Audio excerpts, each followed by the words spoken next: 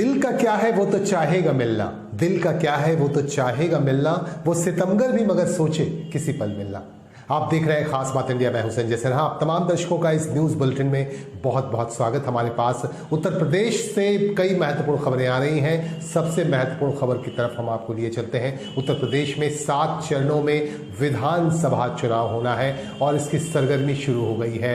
Covid guideline को मानते हुए यहाँ विभिन्न राजनीतिक दलों की तरफ से चुनाव प्रचार अभियान चलाया जा रहा है। आज उत्तर प्रदेश के पूर्व मुख्यमंत्री योगी आदित्यनाथ ने भाजपा को समर्थन करते हुए कई जगहों पर जाकर अपने उम्मीदवारों के समर्थन में बातें कहीं और पत्रकारों से उन्होंने बातचीत की।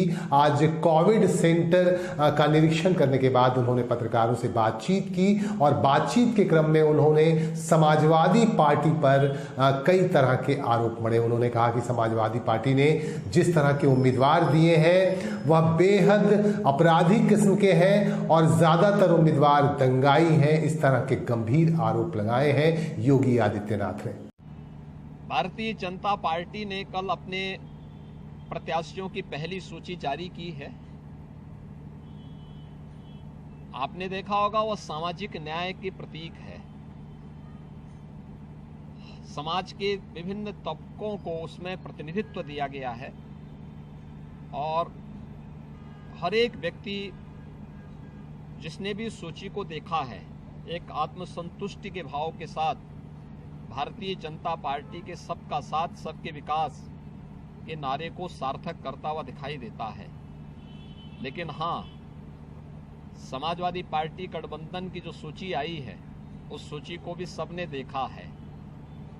कैराना में हिंदू व्यापारियों के पलायन के लिए जिम्मेदार लोगों को टिकट देना, मुजफ्फरनगर के दंगाइयों को टिकट देना, बुलंदशहर और अन्य लोनी में हिस्ट्री सीटर को, पेशेवर हिस्ट्री सीटर को और अपराधियों को टिकट देना, इस समाजवादी पार्टी और गठबंधन के चरित्र को उजागर कर देता है। इन पेशेवर अपराधी और माफियाओं को सत्ता में ला करके सत्ता को शोषण का प्रतीक बनाना, यही इनका सामाजिक न्याय है और यह उनके टिकट में भी स्पष्ट झलक।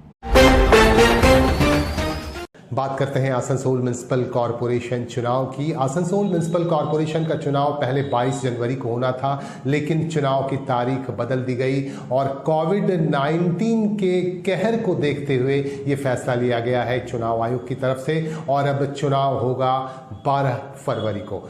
लेकिन चुनाव प्रचार का दौर चल रहा है काफ़ी ज़ोर शोर से और आपको बता दूं कि दल बदलने का सिलसिला भी यहाँ काफ़ी ज़ोर शोर से चल रहा है।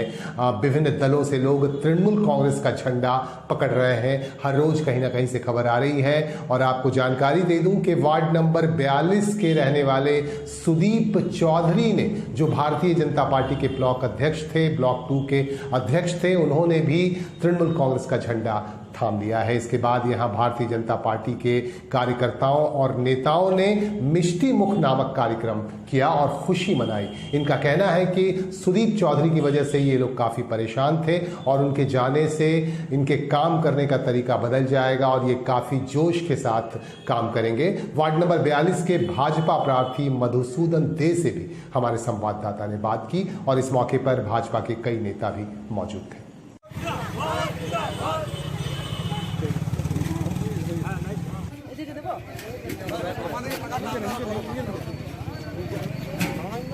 লাড্ডু সব নিজের লোককে খাওয়ারে লাড্ডু রে সবাইকে মুখে দাও, মুখে মুখে মুখে মারো, মুখে দাও। হ্যাঁ এটা এটা মাছটা খোলো, মধুটা মাছটা খোলো, এটা আমাকে খাই দাও না। এদিকে এদিকে এই যে ঘুরে কো। হ্যাঁ খাওয়া খাওয়া খাওয়া মিষ্টি সবাই দাও দাও বলো একটা মাছটা খুলে নাও।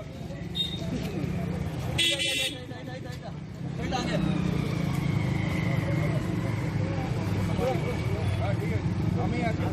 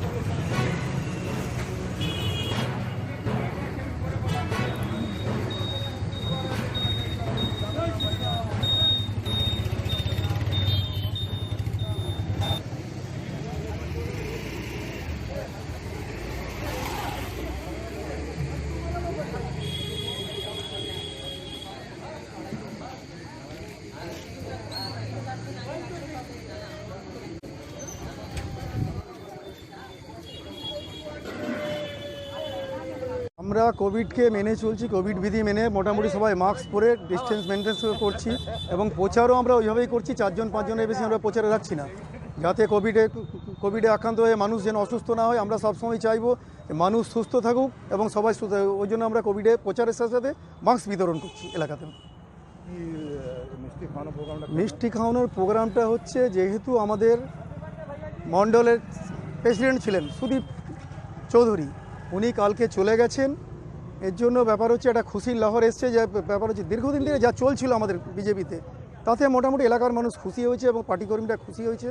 আর বিশেষ কিছু আমি বলতে পারবো না এই ব্যাপারে। আমাদের যিনি জিএস আসছেন বিপিন পাসওয়ান এবং আমাদের সেক্রেটারি আছে, উনি বলবেন ব্যাপারটা। কোথায় চলে গেছে সুদীপ চৌধুরী টিএমসি জয়েন করেছেন কালকে জয়েন করেছেন, এই ব্যাপারে বলবেন আমাদের সেক্রেটারি। আর জিএস যিনি এসছেন, এসে গেছে বিপিন পাসওয়ান আর অজয় রাম, এরাই সম্পূর্ণভাবে রাখবে পার্টিগত ব্যাপারে। পার্টির ঊর্ধ্বে তো আমি নয়, আমি একজন প্রার্থী হিসেবে আমাকে বলুন এলাকার ব্যাপারে, আমি সম্পূর্ণ আপনাদের সঙ্গে সহযোগিতা করতে রাজি। আমার পরিচয় হচ্ছে 42 নম্বরের ওয়ার্ডের প্রার্থী মধুসূদন দে, এই অঞ্চলের বাসিন্দা। দীর্ঘ 30 বছর ধরে এই অঞ্চলের মধ্যে আমি কাজ করেছি, নানানভাবে ওতপ্রোতভাবে পরিবারের পারিবারিক সম্পর্কভাবে জড়িয়ে আছি ওয়ার্ডের মানুষের সাথে, এবং পুরো ওয়ার্ডটা 42 নম্বর ওয়ার্ডটা আমার হাতের তালুতে বলতে পারেন। तृणमूल कांग्रेस वाम फ्रंट के बाद अब भारतीय जनता पार्टी ने भी आज घोषणा पत्र जारी कर दिया। आसनसोल में पत्रकारों से बातचीत की भाजपा के नेताओं ने और घोषणा पत्र जारी करने के बाद इन्होंने सत्तासीन पार्टी पर कई तरह के आरोप लगाए। आसनसोल नगर निगम में जो बोर्ड था, उस बोर्ड पर भी कई तरह के गंभीर आरोप लगाए। इस मौके पर भाजपा नेता जितेंद्र तिवारी सहित कई वरिष्ठ नेतागण मौजूद थे। আজকেই সকালে তৃণমূল কংগ্রেস তারাও তাদের ম্যানিফেস্টো প্রকাশ করেছে। খুব সুন্দর ডিজাইন হয়েছে ওদের ম্যানিফেস্টোর, আমরা হয়তো ডিজাইনিং এত সুন্দর করতে পারিনি। এবং তাদের ম্যানিফেস্টো দেখেই মনে হচ্ছে যে এসির গন্ধ আসছে এবং আসানসোলের মাটির গন্ধ ওই ম্যানিফেস্টোর ভেতরে যা যা লেখা আছে সেখানে পাবেন না। আমাদের ম্যানিফেস্টোর ডিজাইন হয়তো খুব সুন্দর নাও হতে পারে, বিরাট অর্থ আমরা খরচ করতে পারিনি, কিন্তু আমাদের ম্যানিফেস্টো যারা তৈরি করেছে তারা বিভিন্ন আসানসোল কর্পোরেশনের বিভিন্ন অঞ্চলে গেছে, মানুষের সঙ্গে কথা বলেছে, মানুষের আবেগকে বোঝার চেষ্টা করেছে। এবং আমাদের এই ম্যানিফেস্টোতে আমরা যে প্রতিজ্ঞাপত্র তৈরি করেছি, যা যা প্রতিজ্ঞা করেছি, সবটাই দেখবেন আসানসোলের মানুষের চাহিদাকে সামনে রেখে আমরা এটা করেছি। এবং মূল আমরা যেটা বলেছি, যেটা একদম ডাইরেক্টলি আমরা মানুষের জন্য যা যা করবো সেটাই আমরা বলেছি, বেশি গল্পতে আমরা যাইনি। আমরা বলেছি প্রত্যেকটি ওয়ার্ডে প্রত্যেক বছর 3000 মিটার নতুন ঢালাই রাস্তা তৈরি হবে, মানে 5 বছরে একটা ওয়ার্ডে 15,000 মিটার রাস্তা আমরা তৈরি করব। প্রত্যেক ওয়ার্ডে প্রত্যেক বছর 1000 মিটার নতুন নর্দমা আমরা তৈরি করব, মানে 5 বছরে 5000 মিটার নতুন নর্দমা আমরা তৈরি করব, নির্মাণ করব।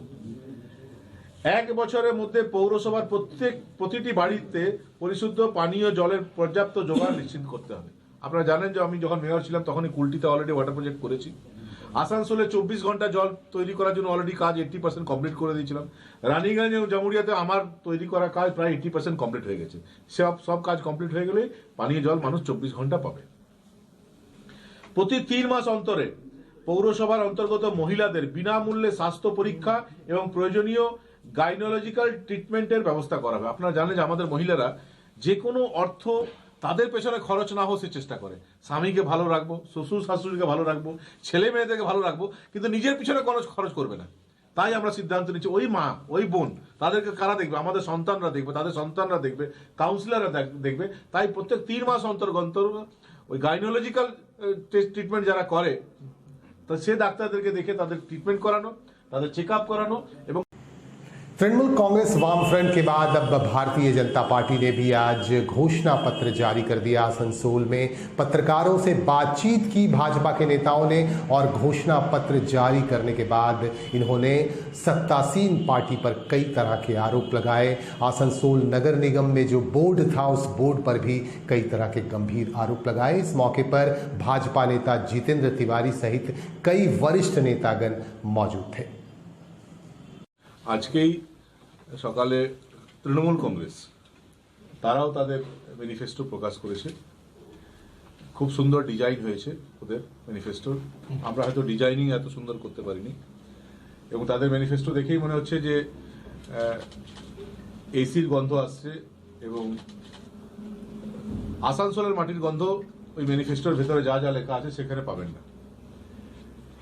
আমাদের ম্যানিফেস্টোর ডিজাইন হয়তো খুব সুন্দর নাও হতে পারে, বিরাট অর্থ আমরা খরচ করতে পারিনি, কিন্তু আমাদের ম্যানিফেস্টো যারা তৈরি করেছে তারা বিভিন্ন আসানসোল কর্পোরেশনের বিভিন্ন অঞ্চলে গেছে, মানুষের সঙ্গে কথা বলেছে, মানুষের আবেগকে বোঝার চেষ্টা করেছে, এবং আমাদের এই ম্যানিফেস্টোতে আমরা যে প্রতিজ্ঞাপত্র তৈরি করেছি, যা যা প্রতিজ্ঞা করেছি, সবটাই দেখবেন আসানসোলের মানুষের চাহিদাকে সামনে রেখে আমরা এটা করেছি।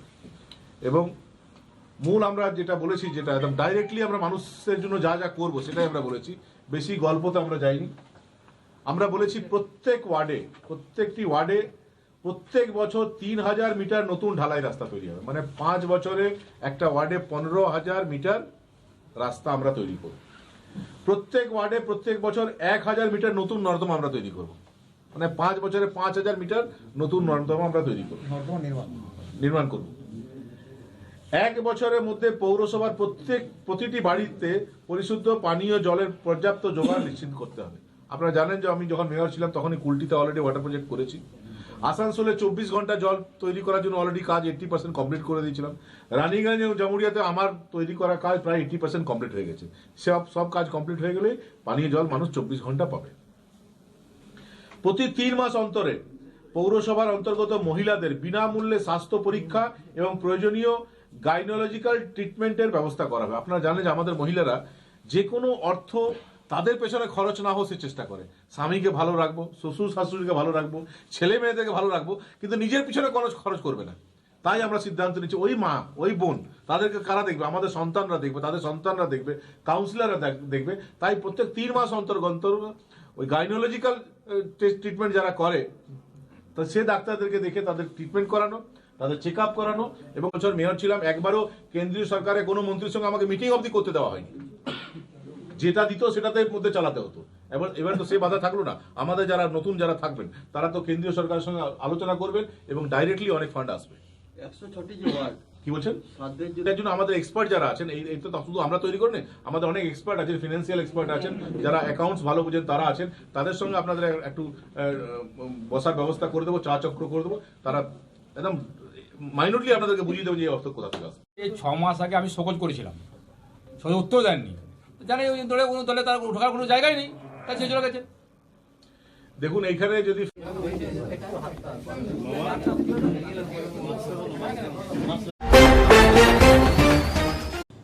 कुल्टी विधानसभा क्षेत्र के चौरंगी फाड़ी क्षेत्र के चितरंजन रोड में आज एक ऑटो रिक्शा पलट गया और पलट जाने के बाद 7 यात्री बुरी तरह घायल हो गए। दरअसल ऑटो अनियंत्रित हो गया और अनियंत्रित होने के बाद पलटी मार गया और पलटी मारने पर इसमें सवार 7 यात्री बुरी तरह घायल हो गए।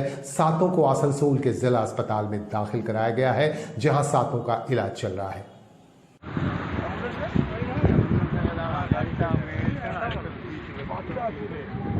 মানে মারা গেছে লোক সব ভালো আছে, খালি ইনজয়েড আছে।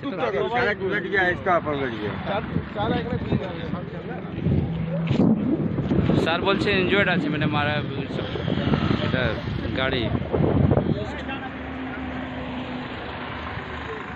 इंजर्ड है, मरा नहीं है। ओके, अभी ये NH2 में ये चितरंजन रोड एक्सीडेंट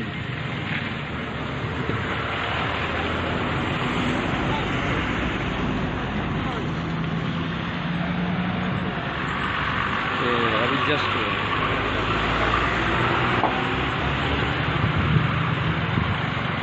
पुलिस भी है यहाँ पे, कोई आदमी मरा नहीं है। रानीगंज से हमारे पास एक खबर आ रही है। रानीगंज के स्कूल पाड़ा बोर्डिंग स्थित गोपाल बांध तालाब में आज एक 58 वर्षीय महिला की लाश मिली। महिला की शिनाख्त संध्या दे के रूप में हुई है। उनके बेटे ने लाश की शिनाख्त कर ली। उन्होंने कहा कि उनकी मां की लाश है, लेकिन उनकी मौत कैसे हुई और कैसे संध्या दे की लाश इस तालाब में आई, ये फिलहाल रहस्य बना हुआ है और पुलिस इसे लेकर छानबीन कर रही है और उनके परिजनों से बातचीत कर रही है। बहरहाल लाश का पंचनामा कर पोस्टमार्टम के लिए आसनसोल जिला अस्पताल भेज दिया गया है। लेकिन इस घटना के बाद काफी सनसनी मची हुई है और आपको बता दूं कि पिछले कई दिनों से संध्या दे अपने घर से गायब थी।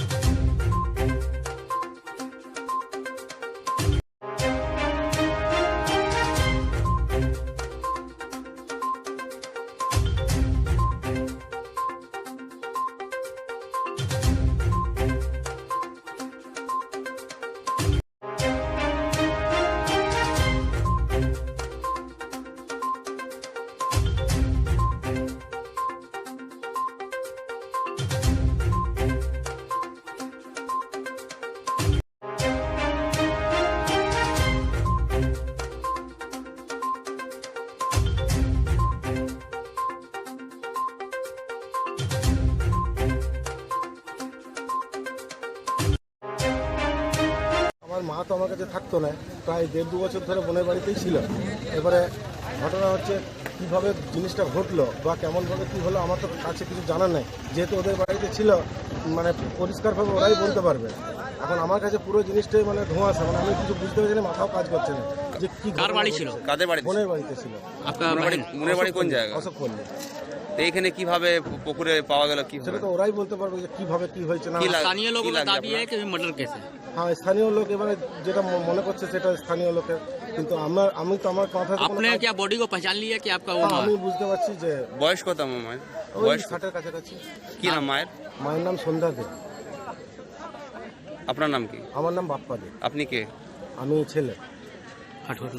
থেকে ওঠার পর আমরা লোকের মুখে খবর পেলাম যে একটা বডি গোপাল বাঁধ, ঠিক স্কুল পাড়ার বোর্ডিংয়ের পিছনে যে পুকুরটি আছে সেখানে একটা বডি ভাসছে। পরবর্তীকালে আমরা এসে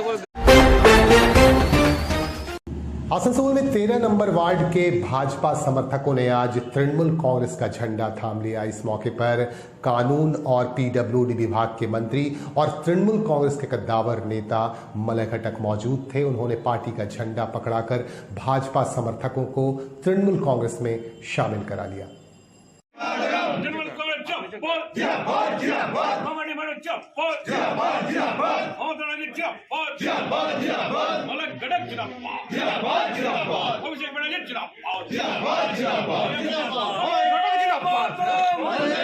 একটু পিছনে আসুন।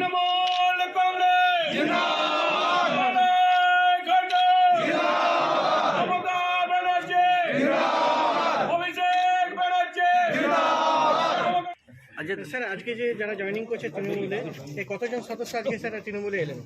দেখুন, আজকে ফিজিক্যালি এখানে হয়তো 20-25 জন এসছে, কিন্তু 13 নম্বর ওয়ার্ডে যারা বিজেপির কর্মী, প্রায় সমস্ত কর্মীরাই আজকে তৃণমূল কংগ্রেসে যোগদান করবে। এর আগে আমার সাথেই দাঁড়িয়ে আছে ব্লকের প্রেসিডেন্ট, মানে মন্ডল প্রেসিডেন্ট বলে ওদের, মন্ডলের মহিলা প্রেসিডেন্ট, তারা গতকালই জয়েন করেছে এবং আমরা আশা করছি যে আগামী কয়েকদিনের মধ্যে আসানসোল উত্তর বিধানসভায় যতগুলো ওয়ার্ড আছে সেই ওয়ার্ডে যত বিজেপির কর্মী আছে অধিকাংশই জয়েন করবে। ব্যাপার হচ্ছে দাবি সেরকম কিছু নেই, কারণ যেভাবে মানে মমতাদির আশীর্বাদে যেভাবে মলয়দা কাজ করেছেন আমাদের এলাকাতে এবং প্রগতিশীল বাউরি সমাজ যেভাবে সাধারণ পিছিয়ে পড়ে থাকা মানুষগুলোর পাশে এসে দাঁড়িয়েছে। অ্যাকচুয়ালি করোনার সময়টাতে দেখেছি আমরা, বা বর্ষাকালে দেখেছি তিরপল বিতরণ বা খাবার, মানুষ যে সেই টাইমতে খাবারের একটা অভাব ছিল, সেই মুহূর্তেতে যে পাশে এসে দাঁড়িয়েছে, এই জিনিসগুলো দেখে আমরা খুব গর্বিত হয়েছি। এবং আমার একটা চিন্তাধারা নিয়েছি যে যেখানে একটা উন্নয়নের ধারা চলছে আমরা কেন পিছিয়ে থাকবো, এই চিন্তাধারা নিয়ে আজ আমরা তৃণমূলে যোগদান করলাম।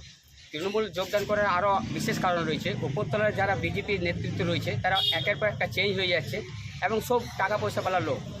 এছাড়া এই ইলেকশনের সময় যে ক্যান্ডিডেট সিলেকশন হয়েছিল, কতগুলো খোসামত করা মানুষকে টিকিটটা দিয়েছে এবং কতগুলো যারা টাকা পয়সা লেনদেন করে বাঁ পকেট ডান পকেট করেন সেই সব লোকগুলো টিকিটগুলো পেয়েছেন। এবং এই যে চিন্তাধারা ওনাদের মধ্যে রয়েছে, এতে আমরা পরিষ্কার বুঝতে পারলাম যে আমাদের যারা সাধারণ গরিব মানুষগুলো রয়েছে তারা এই চিন্তাধারা চললে কিন্তু আগামী দিনে এই ধরনের ফ্যাসিলিটি পাবে না।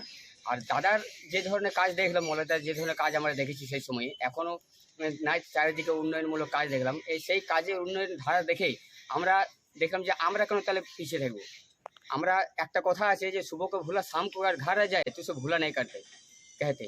তো এই চিন্তাধারা নিয়ে আমরা ফিরে এলাম এবং দাদার আশীর্বাদ পেয়েছি আমরা। দাদা সহযোগিতা করেছেন, হাত বাড়িয়ে দিয়েছেন, কানের সাথে কান মিলিয়ে হাতের সাথে হাত মিলিয়ে কাজ করার আমাদেরকে যে সুযোগটা দিয়েছেন তার জন্য ওনার কাছে অনেক কৃতজ্ঞ আমরা। আপনার টোটাল কতজন জয়েন করলেন আজকে? আমরা টোটাল যে জয়েন করলাম আজকে, টোটাল আমাদের 13 নম্বর ওয়ার্ডে যে 12টা বুথ রয়েছে, সেই 12টা বুথে যারা লিডারশিপ করতেন, অ্যাকচুয়ালি লিডারশিপগুলো আমরা নিয়ে এসেছি। কনভেনার, বুথ প্রেসিডেন্ট, বুথ প্রমুখ এবং কি ইনচার্জ যারা ছিলেন তাদেরকে নিয়ে আজকে আমরা জয়েন করলাম। আমরা কর্মীদেরকে নিয়ে আসিনি, শুধু তাদেরকে নিয়েছিলাম যারা দায়িত্বপূর্ণ লিডারশিপ করতে এলাকা ভিত্তিক। আপনি কোন পোস্টে ছিলেন? আমি বিশ্বজিৎ বাউরি, 13 নম্বর ওয়ার্ড বিজেপি শক্তি প্রমুখ ছিলাম। দাদার কাজকর্মের মানে যে প্রভাব পড়েছে আমাদের উপরে, বিভিন্ন ধরনের মানে সুযোগ সুবিধা তৃণমূল থেকে আমরা আমাদের এলাকার মানুষ পাচ্ছে এবং আগামী দিনেও পাবে, সেই আশা রেখে আজকে আমরা তৃণমূলে জয়েন করলাম। আগামী দিনে চেষ্টা করব যাতে আমাদের গরিব মানুষরা পিছিয়ে পড়েছিল তাদেরকে তাদের কাজকর্ম যাতে ভালোভাবে হয়, সেই জন্য আমার আজকে তৃণমূল কর্মসূচি। হঠাৎ বিজেপি ছাড়বার কারণ কি হলো? দেখুন, বিজেপিতে আসানসোল বিজেপিতে বিশেষ করে গার্জেন বলে কেউ নেই। আমরা গ্রামাঞ্চলের মানুষ, পিছিয়ে পড়া মানুষ, কার কাছে দাঁড়াবো, কাকে কি বলতে যাব। आसनसोल म्युनिसिपल कॉरपोरेशन के वार्ड नंबर 105 में भारतीय जनता पार्टी की उम्मीदवार इंद्रानी आचार्य काफी उत्साहित भाव से चुनाव प्रचार कर रही हैं। आपको बता दूं कि इंद्रानी इससे पहले तृणमूल कांग्रेस में थी और तृणमूल कांग्रेस से पहले कांग्रेस में थी। कांग्रेस के बाद वह तृणमूल कांग्रेस में आई और काउंसलर बनी और उसके बाद भारतीय जनता पार्टी उन्होंने ज्वाइन कर लिया।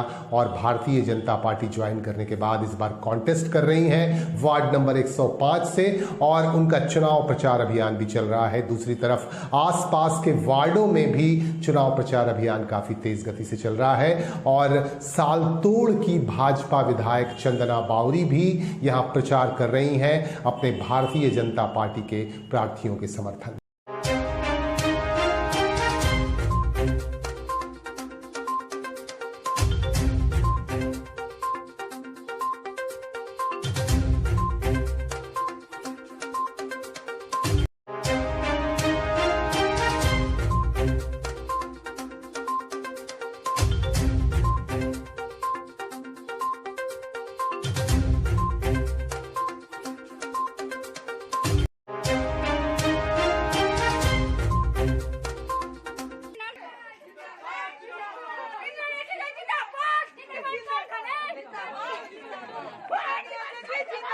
লড়াই শুরু করেছেন তাই তো? প্রথমবারে কংগ্রেস জিতে, তারপর তৃণমূল ছিলেন, এরপরে বিজেপি। এই যে অন্য পার্টিতে এসে কিরকম অনুভব হচ্ছে? এতদিন মনে হচ্ছিল অনাথ লাগছিল, নিজেকে নিজের পরিচয়টা খুঁজে বেড়াচ্ছিলাম। এখন ঠিক পরিচয় এবং ঠিক জায়গায় এসে পৌঁছেছি। আচ্ছা বলছি, দেখা যাচ্ছে এবারে তো আপনাদের বাড়িতে লড়াই, মানে দু জায়ের মধ্যে একটা লড়াই, কিরকমভাবে দেখছেন এটাকে? দেখুন, বাংলাতে না একটা কথা আছে, যায় যায় ঠায় ঠায়। এটা আমরা একদিন বাড়িতে দেখেছি। আসুন না এবার রাজনীতির ময়দানে পরখ করা যাক। বৌদি, 5 বছর তো মানুষের সাথে ছিলেন, আবার 5 বছরের জন্য এগোচ্ছেন। কি কি অসুবিধা, মানে কি কি মানুষের আরো কাজ করা বাকি আছে বলে মনে করছেন? দেখুন, মানুষের কাজ করা না, যেহেতু এই ওয়ার্ডে আমার স্বামী ছিলেন কাউন্সিলর, তো মেন প্রবলেম ছিল জলের, সেই প্রবলেমটাও দূর করে ফেলেছে। এইবার বাকি ছোটোখাটো একটু আদ্র একটা হয়তো নালা ফালা যেগুলো বাকি আছে সেগুলো আমি করব, কিন্তু সব থেকে প্রথম কাজ কি বলুন তো, মানুষের পাশে থাকা, মানুষের সঙ্গে থাকা, এবং সেটাই আমি করব। বৌদি, ভোটের ডেটটা পিছিয়ে যেতে কি কোনো অসুবিধা, বা কিভাবে দেখছেন ভোটের ডেটটা পিছিয়ে যাওয়াটা? কোনো অসুবিধা নেই। যদি তাদের মনে হচ্ছে যে ভোটের ডেট পিছিয়ে দেওয়াতে ওমিক্রনকে আটকানো যাবে, নিশ্চয়ই 3 সপ্তাহ কেন, 3 মাস 3 বছর আটকে রাখুক না, তাতেও কোনো অসুবিধা নেই। ওমিক্রনের মধ্যে দিয়ে, করোনার মধ্যে এত লোককে নিয়ে প্রচার কিভাবে দেখছেন? এত লোককে নিয়ে প্রচারে আসেনি, এনারা সবাই গ্রামের লোক, সবাই আমাকে দেখে আমার সাথে দেখা করার জন্য, বা আমি তাদের সাথে দেখা করতে এসেছিল, তাই তারা এসছে আমার সাথে দেখা করতে। এইটুকুই। কিরকম লাগছে মানুষের সাথে দেখা করে? ভীষণ ভালো লাগছে, এত কাছে তাদেরকে পেয়ে, তাদের এত ভালোবাসা পেয়ে আমি নিজেকে মানে খুব ভাগ্যবতী বলে মনে করছি। মানে এত সৌভাগ্য হওয়া সত্যি করে। জয়ের ব্যাপারে কতটা আশাবাদী? 100%।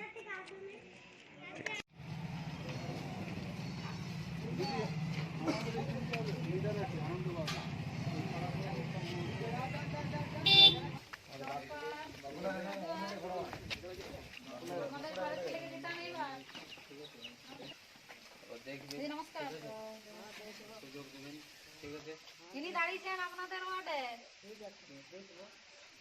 আশীর্বাদ করুন দাদাকে যেন যেতে এই ওয়ার্ড থেকে। এই ওয়ার্ডের যিনি প্রার্থী, এই দাদা খুবই গরিব, আমার মতনই। আমি যেমন একটা সাধারণ গরিব পরিবার থেকে উঠে এসে একটা বড় জায়গা পেয়েছি এবং জনগণের আশীর্বাদ পেয়েছি। এই দাদাও একজন টোটো চালক, তো দাদা অবশ্যই জিতবেন। একজন গরিব মানুষই আরেকজন গরিব মানুষের কষ্ট বোঝেন, তো আমি আশা রাখছি এই ওয়ার্ড থেকে দাদা অবশ্যই জিতবেন এবং গরিব মানুষের সাথে থেকে পাশে থেকে কাজ করবেন। আপনি এই গ্রামে মানে কিসে বসে আপনি এলেন? কিতে? আমি দাদার টোটোতে চেপে এলাম এই গ্রামে এবং গ্রামে ঢুকে পরে নেমে পরে হেঁটে প্রচার করছি দাদা। অমিত,